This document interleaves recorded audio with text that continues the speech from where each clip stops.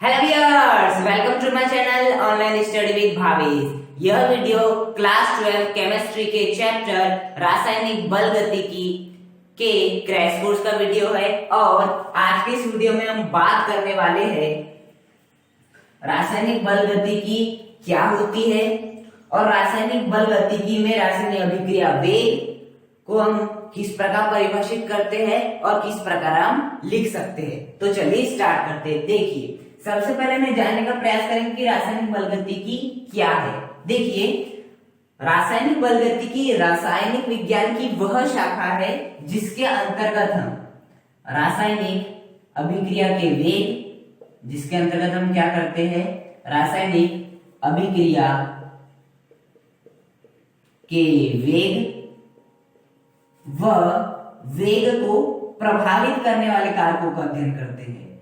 वेग को प्रभावित करने वाले कारकों का अध्ययन करते हैं। तो रासायनिक बल गतिकी रसायन विज्ञान की या रासायनिक विज्ञान की वह शाखा है जिसके अंतर्गत रासायनिक अभिक्रियाओं के वेग एवं रासायनिक अभिक्रिया के वेग को प्रभावित करने वाले कारकों का क्या किया जाता है, अध्ययन किया जाता है।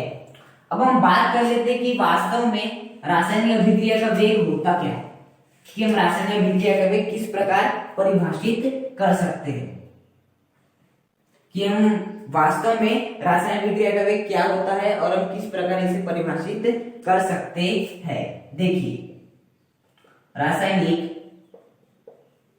अभिक्रिया का वेग, देखिए रासायनिक अभिक्रिया का वेग अर्थात हमें वेग निकालना है रासायनिक अभिक्रिया का। जैसे कि यदि आप सामान्य भौतिकी में पढ़ते होंगे, वेग बराबर कितना होता है आपका, विस्थापन बटे समय। वो हमें वेग किस परिस्थिति में निकालना रहता है, रेखीय परिस्थिति में, अर्थात जब रेखीय गति होती है तो यदि मैं वेग देखूं तो क्या होता है आपका, वेग बराबर विस्थापन बटे समय। किंतु यहाँ मैं वेग की बात कब कर रहा था, जब आपकी एक विमी गति हो रही हो। मैं यहाँ उस वेग की बात कर रहा हूं जब आपकी रासायनिक अभिक्रिया हो रही हो। तो अब हम वही सीखेंगे कि रासायनिक अभिक्रिया का वेग आप किस प्रकार से लिख सकते हैं। देखिए, रासायनिक अभिक्रिया का वेग लिखना है अर्थात हमें कोई ना कोई रासायनिक अभिक्रिया माननी होगी। तो मैं मान लेता हूँ वो रासायनिक अभिक्रिया है आपकी A plus B gives you C plus D। क्या है, A plus B gives you C plus D। जहां A प्लस बी क्या है, जो A और B है वो क्या है आपके अभिकारक है, और जो C और D है वो क्या है आपके उत्पाद है। ये होगा आपकी रासायनिक अभिक्रिया। तब मैं इस रासायनिक अभिक्रिया का वेग लिखना चाहूं तो मैं किस प्रकार से लिखूंगा, अभिकारक या उत्पाद की सांद्रता, अभिकारक या उत्पाद की सांद्रता डिवाइड बाय समय। डिवाइड बाय क्या आ जाएगा आपका, समय आ जाएगा। तो यदि आपकी इस प्रकार की रासायनिक अभिक्रिया दी हुई हो जहां अभिकारक A और B है और उत्पाद आपके C और D है, और यदि मेरे रासायनिक अभिक्रिया का वेग लिखना हो तो हम क्या लिखेंगे, वेग बराबर, किसी रासायनिक अभिक्रिया का वेग बराबर अभिकारक या उत्पाद की सांद्रता, और सांद्रता में इसे कई लोग परिवर्तन भी लिख सकते हैं, लेकिन सांद्रता भी लिखेंगे तो कोई बात नहीं, वो आ जाता है आपका औसत अभिक्रिया वेग की बात करते हैं, तब वहां परिवर्तन आप लिख सकते हैं। किंतु यदि आप वेग की बात करें तो अभिकारक या उत्पाद की सांद्रता में परिवर्तन और परिवर्तन में लिए गए समय का अनुपात क्या कहलाता है आपका, रासायनिक अभिक्रिया का वेग कहलाता है। तो रासायनिक अभिक्रिया क्या हुई, इकाई समय में, यदि इसे हम क्या मान ले आपका एक मान ले, तो इकाई समय में अभिकारक या उत्पाद की सांद्रता में जो भी परिवर्तन होता है वह क्या कहलाता है, रासायनिक अभिक्रिया का वेग कहलाता है। अब देखिए, रासायनिक अभिक्रिया का वेग दो प्रकार का होता है। एक होती है आपकी औसत अभिक्रिया वेग, यदि हमें औसत निकालना हो। दूसरा होती है आपकी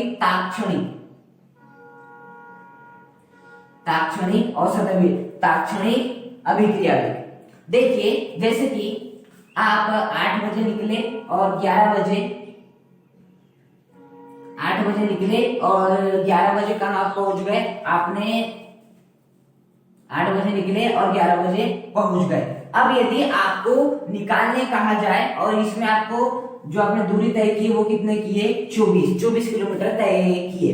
अब यदि मैं बोलूं कि आपने औसतन आपने कितना वेग तय किए, औसतन आपका वेग कितना था, तो आप क्या करेंगे, 8 से लेकर 11 हमें कितने का टाइम लगा है, 3 घंटे का टाइम लगा है, समय आ गया उनटू कितना हमने दूरी तय की है, तो क्या आ जाएगा आपका 24 आ जाएगा, अर्थात 3 8 24, अर्थात आपने 1 घंटे में कितना, 1 घंटे में 8 किलोमीटर क्या किए आपने तय की हो, ये बताता है आपको औसत अभिक्रिया का वेग। किंतु यदि मैं डायरेक्ट, तो उसी प्रकार का रासायनिक अभिक्रिया वेग भी क्या बताएगा, इसी प्रकार का आपको परिणाम देगा।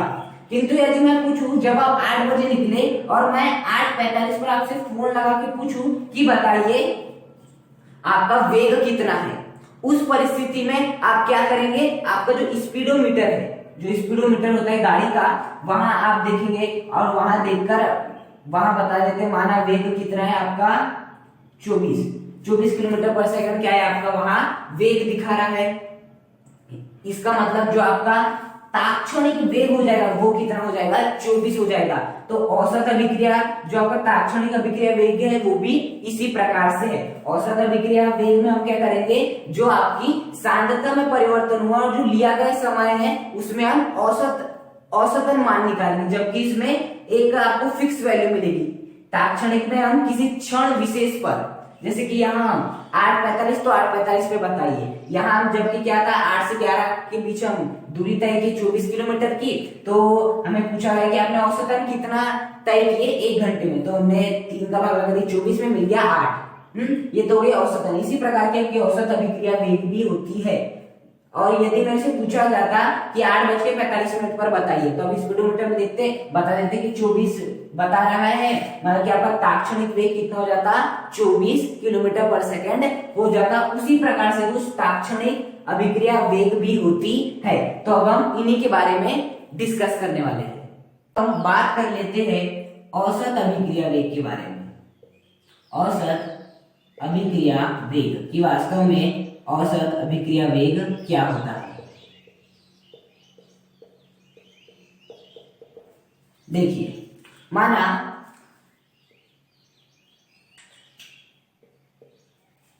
आपकी अभिक्रिया कुछ इस प्रकार से है, R gives you P, जहां R का मतलब क्या है आपका अभिकारक और P का मतलब है आपका उत्पाद। तो कोई अभिक्रिया इस प्रकार है कि अभिकारक से इसमें परिवर्तित हो रही है, उत्पाद में परिवर्तित हो रही है, जो कि सामान्यतया होता है। तब यदि हमें औसत अभिक्रिया वेग को लिखना होगा, किसे लिखना होगा, औसत अभिक्रिया वेग लिखना होगा, औसत अभिक्रिया वेग लिखना होगा। तो हम किस प्रकार से लिख सकते हैं, देखिए, अभिकारक अथवा उत्पाद की सांद्रता में परिवर्तन डिवाइड बाय परिवर्तन में लिया गया समय, परिवर्तन में लिया गया समय, यही क्या कहलाती है, आपकी औसत अभिक्रिया वेग कहलाती है। अभिकारक अथवा उत्पाद की सांद्रता में परिवर्तन डिवाइड बाय परिवर्तन में लिया गया कुल समय। औसत अभिक्रिया वेग को हम अभिकारक के लिए भी लिख सकते हैं और औसत अभिक्रिया के वेग को हम उत्पाद के लिए भी लिख सकते हैं। तो यदि मैं अभिकारक के लिए लिखूं, किसके लिए लिखूं, अभिकारक के लिए लिखूं, तो अभिकारक के लिए मैं किस प्रकार से लिख सकता हूं, अभिकारक हेतु जो आपका औसत अभिक्रिया वेग हो जाएगा, इसे प्रदर्शित करते हैं RAB से। इसे किसी औसत अभिक्रिया वेग को किससे प्रदर्शित करते हैं, RAB से प्रदर्शित करते हैं। तो आपका इसके लिए अभिकारक के लिए जो RAB का मान हो जाएगा वो क्या हो जाएगा, अभिकारक की सांद्रता में परिवर्तन, अभिकारक की सांद्रता में परिवर्तन डिवाइड बाय परिवर्तन में लिया गया समय। परिवर्तन में जो भी समय लिया गया हो, यदि उसका भाग लगा देंगे अभिकारक की सांद्रता में परिवर्तन का, तो हमें क्या प्राप्त हो जाएगा, RAB अर्थात औसत अभिक्रिया वेग प्राप्त हो जाएगा। अब देखिए, आप सभी जानते हैं कि कोई भी यदि रासायनिक अभिक्रिया होती है तो अभिकारक कम होते जाता है, अभिकारक क्या हो जाता है, कम होते जाता है, और उत्पाद क्या होते जाता है, बढ़ते जाता है। प्रारंभिक अवस्था में क्या होता है, अभिकारक खूब मात्रा में होता है। जब हम बात करें t बराबर 0 की, जब समय बराबर 0 होता है, 0 सेकंड होता है, तो जो आपका अभिकारक रहता है वो पूर्णतः पूर्ण रहता है। किंतु जैसे हम समय बढ़ाने स्टार्ट करते हैं तो यह अभिकारक कम होते जाता है और आपका जो प्रोडक्ट होता है वो बढ़ते जाता है। प्रोडक्ट क्या होते जाता है, आपका बढ़ते जाता है, अर्थात अभिकारक की जो सांद्रता है उसमें क्या आती जाती, निरंतर कमी आती जाती है। अभिकारक की सांद्रता में कैसे आती जाती, निरंतर कमी आ जाती है, कमी आती जाती है। इसलिए यहाँ क्या लगा देते हैं, हम माइनस लगा देते हैं। क्या लगा देते हैं, माइनस लगा देते हैं। क्यों? क्योंकि अभिकारक की जो सांद्रता है वो निरंतर क्या होती जा रही, कम होते जा रही है। कैसे होती जा रही है, कम होते जा रही है, इसलिए यहाँ क्या लगा देते हैं, हम माइनस का चिन्ह लगा देते हैं। तो यदि हम इसे लिखना चाहें, देखिए अभिकारक की सांद्रता, यदि आपको मैंने बोल दिया कि आपको A की सांद्रता लिखनी है तो आप किस प्रकार से लिखेंगे, इस प्रकार से लिखेंगे। B की सांद्रता लिखनी है तो आप इस प्रकार से लिखेंगे। अर्थात यदि आपको किसी की भी सांद्रता लिखनी है तो आपको बस ये दो कोष्ठक ऐसे लगा देने हैं और बीच में जो भी टर्म होगी वो उसकी क्या आ जाएगी, सांद्रता आ जाएगी। अब देखिए यहाँ में अभिकारक की सांद्रता पूछ रहा है, हमारा अभिकारक क्या है, R है, तो ये हमें सांद्रता के लिए हमारा लगाना रहता है ये वाला कोष्ठक। उसके बाद किसकी सांद्रता लिख रहे हैं हम, अभिकारक की। अभिकारक क्या है आपका, R है। अभिकारक क्या है आपका, R है। फिर क्या है, अभिकारक की सांद्रता में परिवर्तन। परिवर्तन के लिए हम किस अक्षर का उपयोग करते हैं, डेल्टा। किसका उपयोग करते हैं हम, डेल्टा का उपयोग करते हैं। और ये माइनस जैसा का वैसा, क्योंकि अभिकारक की सांद्रता कम हो रही है, डिवाइड बाय डेल्टा टी, परिवर्तन में लिया गया समय। जो आपका परिवर्तन हुआ है, परिवर्तन में समय क्या आ जाता है यहाँ, परिवर्तन में लिया गया समय। तो यदि हम अभिकारक की बात करें, अभिकारक के लिए यदि हम बात करें तो जो आपका ReV हो जाएगा, अर्थात औसत अभिक्रिया वेग हो जाएगा, वो हो जाएगा minus del R divide by del T, या delta R divide by delta T। अब यदि हम बात करें उत्पाद के लिए, उत्पाद के लिए यदि हम औसत अभिक्रिया वेग को लिखना चाहे तो हम किस प्रकार से लिखेंगे। देखिए उत्पाद के लिए जो आपका ReV हो जाएगा था, औसत अभिक्रिया वेग हो जाएगा, वो क्या हो जाएगा, उत्पाद की सांद्रता में परिवर्तन, उत्पाद की सांद्रता में परिवर्तन डिवाइड बाय परिवर्तन में लिया गया समय। क्या हो जाएगा आपका, परिवर्तन में लिया गया समय, परिवर्तन में लगा समय। यही हो जाएगा आपका उत्पाद की सांद्रता में परिवर्तन डिवाइड बाय परिवर्तन में लगा समय। अब देखिए हमें उत्पाद की सांद्रता लिखनी है, अर्थात सांद्रता के लिए हम किसका उपयोग करते हैं, आपके इस कोष्ठक का उपयोग करते हैं। और हम किसकी सांद्रता लिख रहे हैं, उत्पाद की सांद्रता लिख रहे हैं। और उत्पाद क्या है हमारा, P है, तो यहाँ क्या आ जाएगा आपका, P आ जाएगा। और आपको परिवर्तन को परिभाषित करना है, इसलिए हम क्या लगा देंगे, यहाँ डेल्टा का चिन्ह लगा देंगे, डिवाइड बाय परिवर्तन में लगा समय। परिवर्तन अर्थात डेल्टा, परिवर्तन में लगा समय, जिसे हम क्या लिख सकते हैं, T लिख सकते हैं। अब यहाँ जरा गौर कीजिए, अभिकारक तो क्या हो रहा है, कम हो रहा है, लेकिन प्रोडक्ट क्या हो रहा है, निरंतर बढ़ रहा है, इसलिए इसे हम प्लस में ही लिखेंगे। इसे हम किस में लिखेंगे, प्लस में ही लिखेंगे। तो आपका उत्पाद के लिए यदि मैं औसत अभिक्रिया वेग की बात करूं तो वो कितना होता है, delta P divide by delta T। और यदि मैं उत्पाद के लिए यदि मैं अभिकारक के लिए बात करूं तो वो कितना होता है, minus delta R divide by delta T। तो ये होता है आपका औसत अभिक्रिया वेग। औसत अभिक्रिया वेग क्या होता है, अभिकारक के उत्पाद की सांद्रता डिवाइड बाय परिवर्तन में लिया गया समय। अब यदि मैं अभिकारक के लिखूं तो औसत अभिक्रिया का वेग इस प्रकार से परिभाषित होगा, और यदि मैं उत्पाद के लिए लिखूं तो औसत अभिक्रिया का वेग कुछ इस प्रकार से क्या होगा, परिभाषित होगा। अब सदैव यह याद रखिएगा कि minus del R delta R divide by delta T is equal to होता है delta P upon delta P के। ये सदैव क्या होता है, आपस में बराबर होता है, अर्थात अभिक्रिया में अभिकारक का जो रासायनिक अभिक्रिया वेग होगा, अभिक्रिया का जो औसत अभिक्रिया वेग होगा वो उत्पाद के औसत अभिक्रिया वेग के क्या आएगा, बराबर आएगा। कैसे आएगा, सदैव बराबर आएगा। क्यों, क्योंकि हम मान लेते यदि यहाँ जो आपका प्रोडक्ट था वो 10 था तो प्रारंभिक अवस्था में ये क्या था, 0 होगा। अब कुछ समय पश्चात ये 0 हो जाएगा और ये क्या हो जाएगा, आपका 10 हो जाएगा। वो कितना हो जाएगा, 10 होगा। यही होता है सामान्यतः हर अभिक्रिया में। इसी कारण यह माना गया है कि जो आपका अभिकारक के लिए जो औसत अभिक्रिया वेग निकलती है और जो उत्पाद के लिए औसत अभिक्रिया वेग निकलती है वो सदैव क्या होते हैं, एक दूसरे के बराबर होते हैं। ओके, अब हम देख लेते हैं औसत अभिक्रिया का वेग का ग्राफ किस प्रकार प्राप्त होता है आपके अभिकारक और उत्पाद के लिए। अब हम बात करने वाले हैं औसत अभिक्रिया वेग के ग्राफ की। अब हम बात करने वाले हैं औसत अभिक्रिया वेग के ग्राफ की।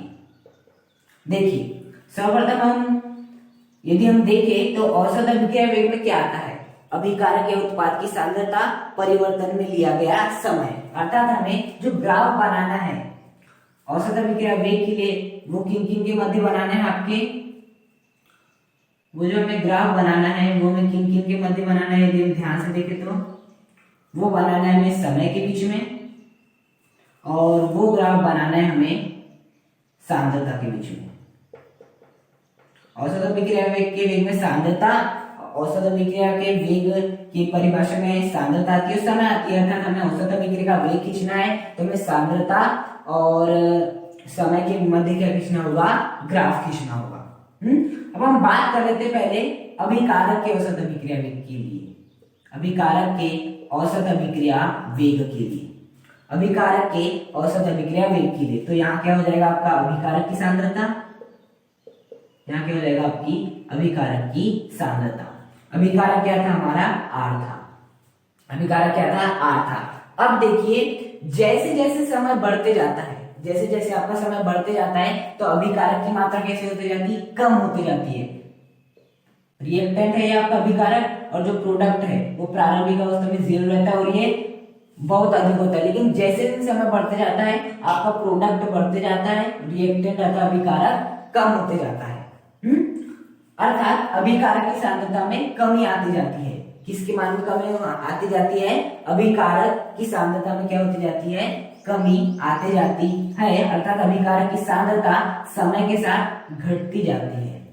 क्या होती जाती है, अभिकारक की जो सांद्रता है वो समय के साथ क्या होती जाती है, इस प्रकार से घटती जाती है।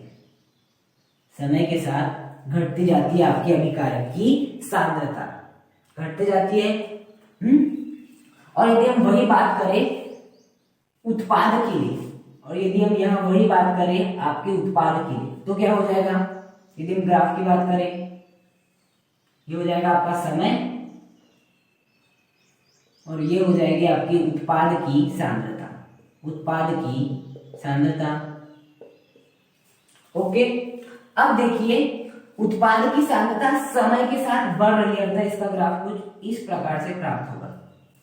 बिल्कुल, क्योंकि अभिकारक की सांद्रता समय के साथ कम होते जा रही थी इसलिए हमने इस प्रकार का ग्राफ प्राप्त हुआ। जबकि यहाँ हम जानते समय के साथ उत्पाद की सांद्रता बढ़ते जाती है, इसलिए आपको कुछ इस प्रकार का ग्राफ क्या होगा, प्राप्त होगा।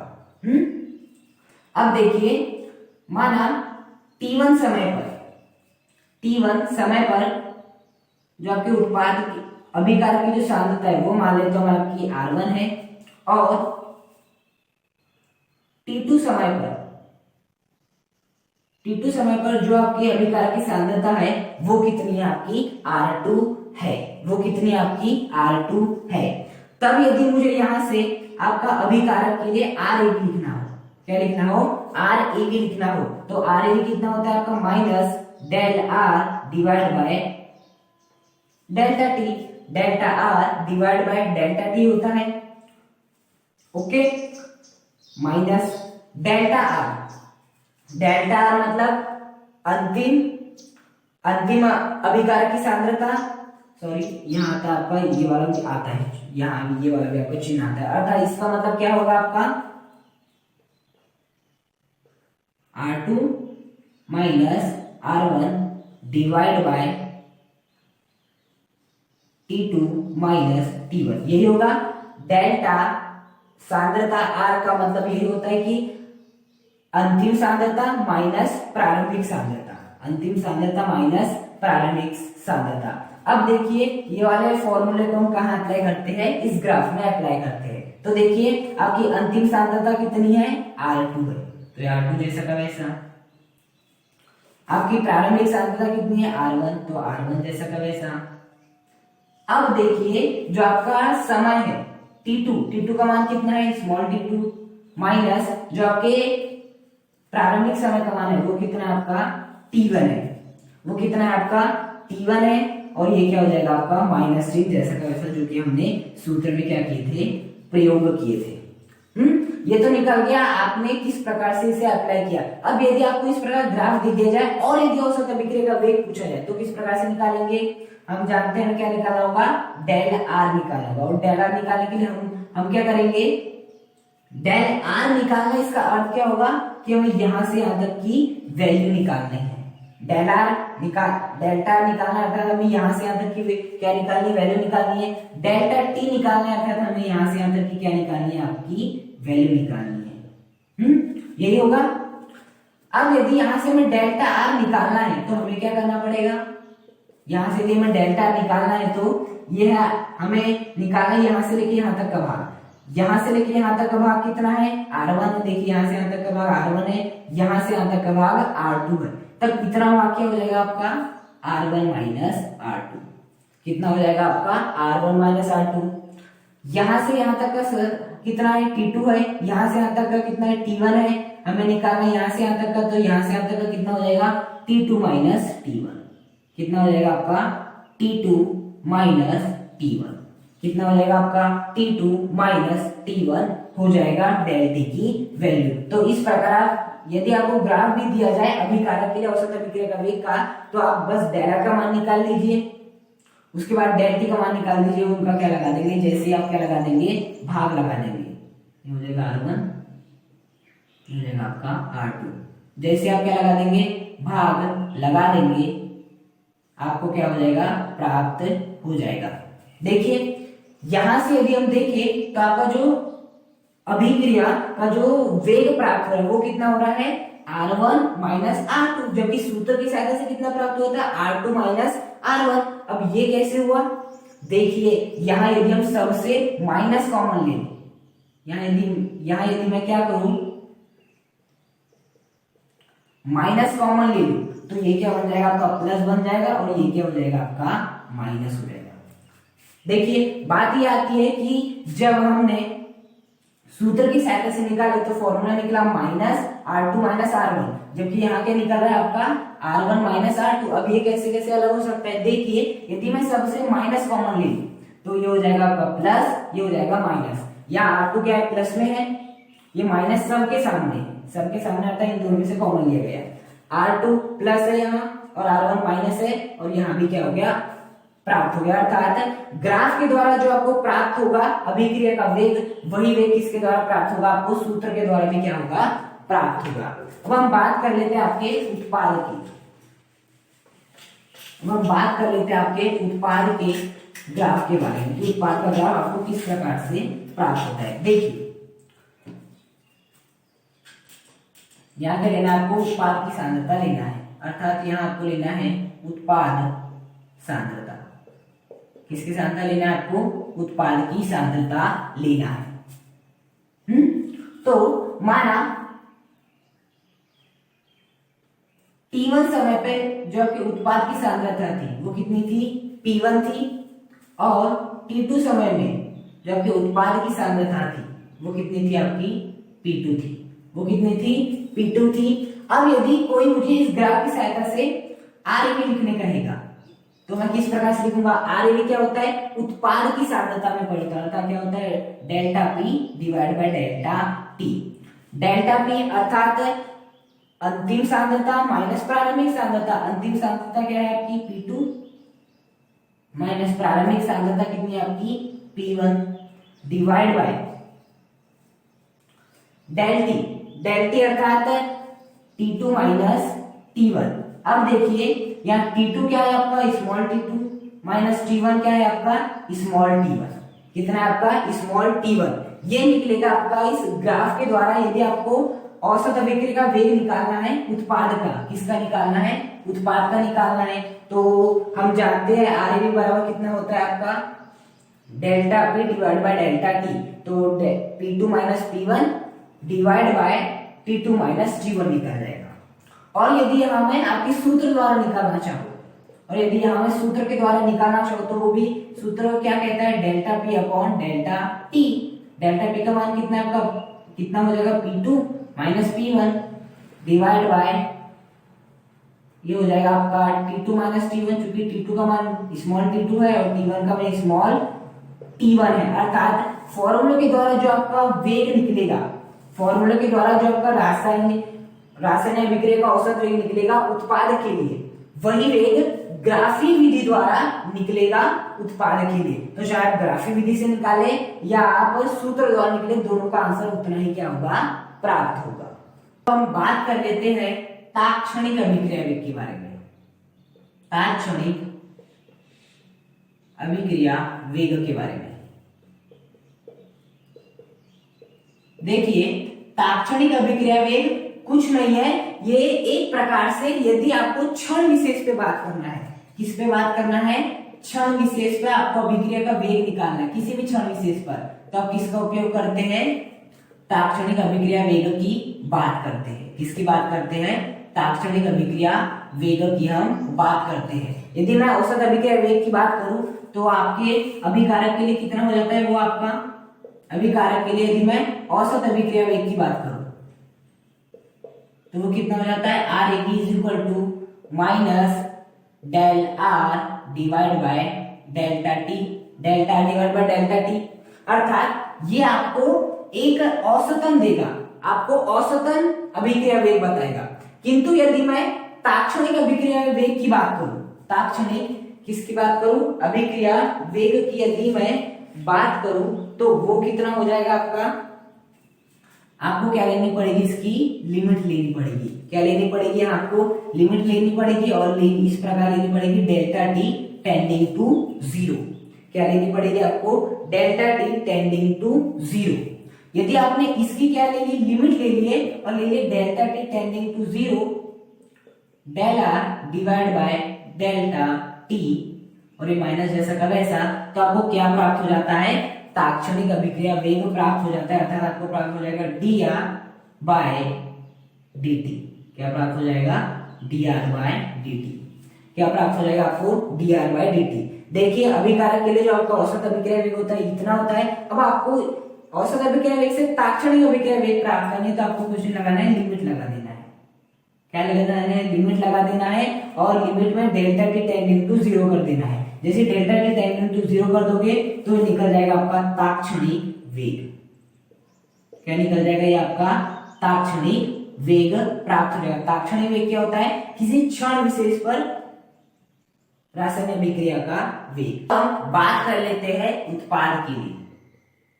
अभिकारक के लिए हमने अभी देखे थे कि आपका तात्क्षणिक वेग किस प्रकार से निकलता है। अब हम देखेंगे उत्पाद के लिए कि आप तात्क्षणिक वेग किस प्रकार से निकाल सकते हैं। सर्वप्रथम उत्पाद के लिए जो आपका RAV होता है वो क्या होता है, delta P divide by delta T, यही होता है। अब यदि आप क्या ले लो, यहाँ लिमिट से लगा लो, लिमिट से लगा लो और डेल्टा T टेंडिंग टू 0 कर दो, डेल्टा T टेंडिंग टू 0 कर दो और ये del P upon del T को जैसा का वैसा रख दो, तो ये आपका बन जाएगा dP अपॉन dt।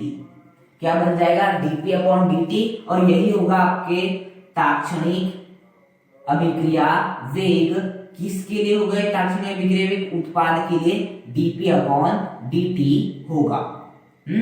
तो ये होगा आपका तात्क्षणिक अभिक्रिया वेग उत्पाद के लिए। ओके, हमेशा याद रखिएगा मैथ्स में यदि कहीं लिमिट्स लगी हुई है और कुछ इस प्रकार से लिखा है del x upon del t और यदि del T tending to zero कर दिया, इसका मतलब हो जाता है dx अपॉन dt। अब माने यार t के स्थान पे आपका c रहता, तब यदि मैं delta c tending to zero कर देता तो ये क्या बन जाता, dx अपॉन dc बन जाता। अर्थात जब हम लिमिट्स लेते हैं और हर में जो भी वैल्यू रहती है उसे यदि हम टेंडिंग टू जीरो कर देते हैं तो वो d के रूप में क्या हो जाता है, परिवर्तित हो जाता है। तो यहाँ पे हमने वही की लिमिट्स लिए और delta t tending to zero कर दिए, तो क्या हो गया आपका dp अपॉन dt हो गया, वो भी किसके लिए, उत्पाद के लिए। और यदि हम अभिकारक के लिए बात करें तो वो कितना था, माइनस dr अपॉन dt आएगा।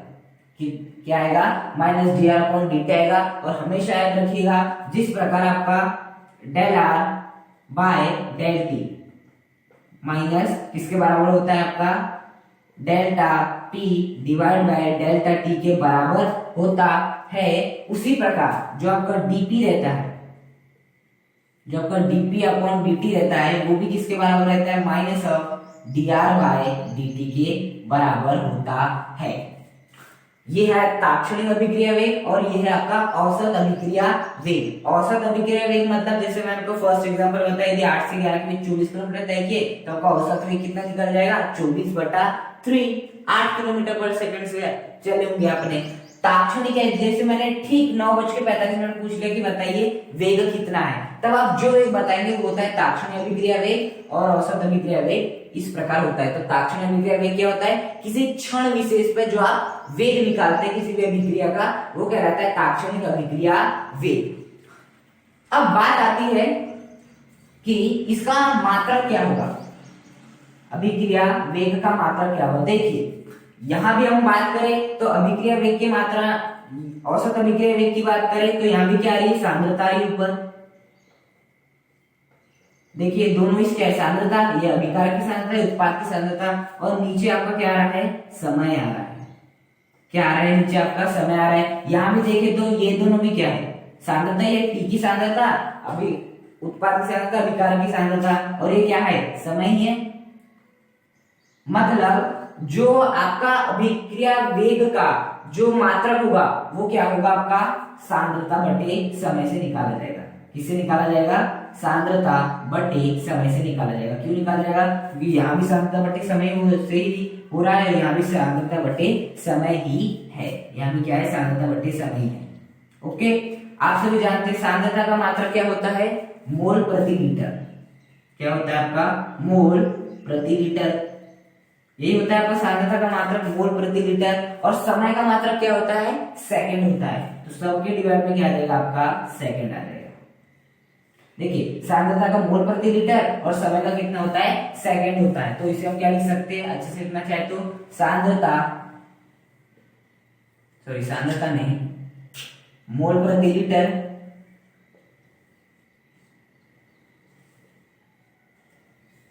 और ये क्या हो जाएगा, आपका सेकंड हो जाएगा, गुणा हो जाएगा लीटर का सेकंड में, क्योंकि मोल ये भी हर में, ये भी आपके सब के हर में, तो इन हर का क्या हो जाएगा, गुणा हो जाएगा, लीटर इंटू सेकंड। अब ये जब ऊपर जाएंगे तो क्या हो जाएगा, मोल लीटर इनवर्स और second inverse, mole litre inverse second inverse. तो यहां से अभिक्रिया वेग का जो मात्रा आ गया वो कितना आ गया, मोल पर लीटर पर सेकंड। ये हो गया आपका अभिक्रिया वेग का मात्रक। अब जरा एक फैक्ट है जिसे आपको अच्छे से याद रखना है, वो भी बहुत जरूरी फैक्ट है जिसे आप जानते भी है लेकिन अनजान हो उस फैक्ट से। देखिए जो आपकी औसत अभिक्रिया वेग होती है, औसत अभिक्रिया वेग होती है, वो वास्तव में क्या बताती है कि आपने औसतन कितना वेग तय किए है, आपने औसतन कितना वेग क्या किए है, तय किए। ये क्या बताता है आपका औसत अभिक्रिया वेग की, आपकी अभिक्रिया का औसतन वेग कितना था। यदि मैं ताक्षणिक वेग की बात करूं तो वो क्या बताता है, किसी क्षण विशेष पे जो वास्तविक वेग होगा वो बता देता है। जैसे कि जब आप, जैसे मैंने आपको एग्जांपल दिया था 11 से आप 8 से 11 बजे के बीच 8 से निकले और 11 बजे अपने घर पहुंच गए, तो आपने इतने बीच में कितने तय किया, 24 किलोमीटर पर सेकंड तय किया और टाइम कितना लगा, 3 आवर्स लगा। तो मैं वेग निकालने बोलूंगा तो आप क्या करोगे, 8 किलोमीटर पर आवर, 8 किलोमीटर क्या करोगे पर आवर, अर्थात आपने 1 घंटे में 8 किलोमीटर चला क्या वास्तव में आपने 1 घंटे में 8 किलोमीटर था 8 किलोमीटर पर आवर की स्पीड से चले हैं? बिल्कुल नहीं। क्या हो सकता है कभी कभी 10 से चले हो आप, कभी ऐसा हो सकता है कि आप 4 से चले हो, कभी हो सकता है कि आप 5 से चले हो, इस प्रकार से हो सकता है। अर्थात औसत अभिक्रिया वेग जो निकलता है, हमारा औसत वेग जो निकलता है वो निकलता है आपका औसत, कि आपने पर्टिकुलर टाइम में कितना वेग तय किए होंगे। वास्तव में नहीं बता सकता कि आपने 8 किलोमीटर, ऐसा भी हो सकता है कि आपने 8 किलोमीटर पर आवर से कभी जब यात्रा करते 8 से 11 कभी चले ही ना हो, कभी 10 से, कभी 4 से, कभी 5 से, लेकिन 8 से चले ही ना हो, फिर भी औसत अभिक्रिया, औसत का तो अर्थ यही है कि आपने पर्टिकुलर टाइम में कितना वेग तय किए हैं। अर्थात आपका जो औसत वेग है वो कभी भी आपको वास्तविक वेग नहीं बताता। किंतु यदि मैं 8 से 11 के बीच में निकले और मैं आपको 8:45 पे फोन लाके पूछ लूं कि कितना वेग है, तो आप बताओगे आपका 10 किलोमीटर पर आवर, मान लेते हैं 10 किलोमीटर पर आवर बताओगे। अब देखिए 10 किलोमीटर पर आवर क्या होगा, एक वास्तविक वेग होगा, जो कि उस स्थिति पर मैंने 8:45 फोन लगाया तो हमने देख के बता दी स्पीडोमीटर में कि कितना है 10 किलोमीटर पर आवर। अर्थात यहां से हमें एक बात समझ में आती है कि औसत वेग वास्तविक वेग नहीं होता, जो कि ताक्षणिक वेग वास्तविक वेग होता है। उसी प्रकार से जो आपका औसत अभिक्रिया वेग है वो वास्तविक वेग नहीं होता, अभिक्रिया का वास्तविक वेग नहीं होता है। औसत अभिक्रिया वेग वास्तविक नहीं है, वास्तविक नहीं होता। ऐसा नहीं कि काल्पनिक है, नहीं, वास्तविक नहीं है। जबकि ताक्षणिक अभिक्रिया वेग क्या है आपका, वास्तविक वेग है। ताक्षणिक अभिक्रिया वेग क्या है आपका, वास्तविक है। यहाँ के एग्जांपल से आप स्पष्ट रूप से समझ चुके हैं। ताक्षणिक अभिक्रिया वेग वास्तविक है, जबकि औसत अभिक्रिया वेग वास्तविक नहीं है। तो आज के इस वीडियो में हमने विद्युत रसायन के क्रैश कोर्स की सीरीज स्टार्ट कर दी है, और आज के इस वीडियो में हमने विद्युत रसायन क्या है, फिर उसके बाद अभिक्रिया वेग जो कि परीक्षा में अक्सर पूछा जाता है, उसके दोनों प्रकार, औसत अभिक्रिया वेग, ताक्षणिक अभिक्रिया वेग, उनका डेप्थ में जाकर हमने मतलब जानने का प्रयास किया, और इसके बाद उनका ग्राफ भी खींचा और मात्रक निकाले, कुछ महत्वपूर्ण फैक्ट देखे जो कि परीक्षा की दृष्टि से अत्यंत ही महत्वपूर्ण है। यदि आपको वीडियो पसंद आई हो तो इस वीडियो को लाइक करें, चैनल को सब्सक्राइब करें और कमेंट करके मैं जरूर बताएं कि आपको वीडियो कैसी लगी। Thank you.